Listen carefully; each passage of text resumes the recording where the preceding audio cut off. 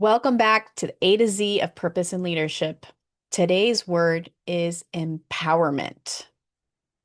True power is not something taken, it's something claimed. Empowerment begins the moment you stop waiting for permission and decide to step into your own authority. For years, I misunderstood power. I thought it meant control, the loudest voice, the strongest will, the biggest paycheck. But empowerment is different. It's quieter, steadier, and deeply rooted.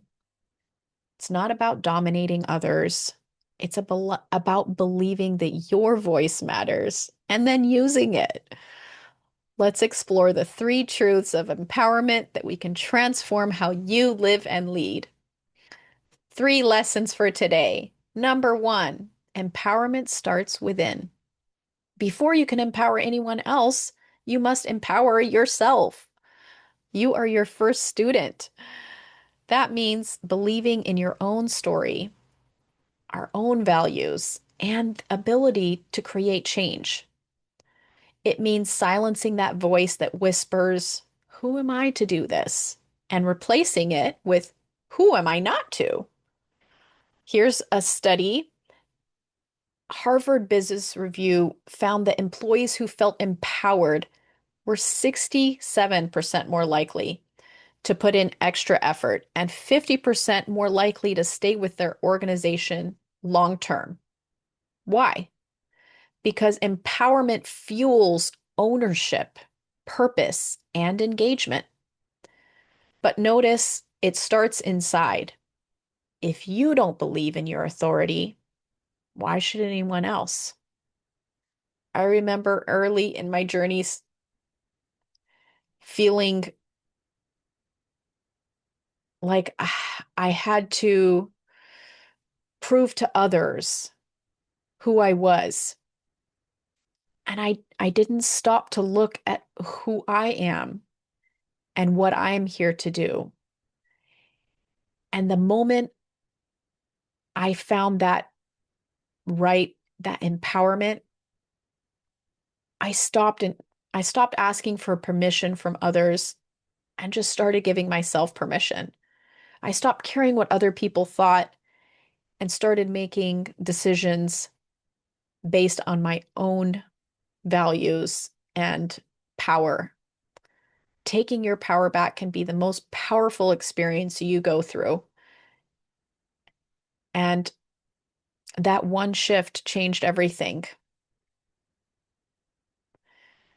Number two, empowered people empower others.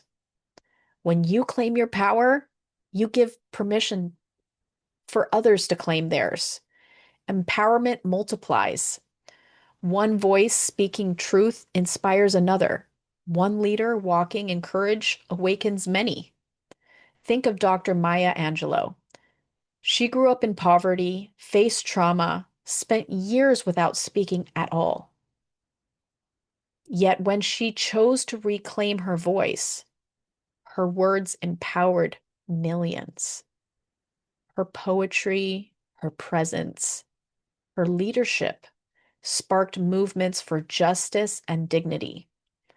Maya Angelou didn't just empower herself, she empowered generations. Who empowered you? Maybe it was a teacher who saw your potential, or a mentor who believed in you, or a friend who encouraged you when you doubted yourself. That spark changed you, and now you can carry the torch to ignite others. Empowerment is contagious. When you walk in courage, others see what's possible for themselves. Lesson number three, disempowerment is learned and unlearned. Here's the truth. No one is born disempowered. Children don't naturally doubt their voices or dim their light. They dance freely, speak boldly, dream wildly. Disempowerment is taught.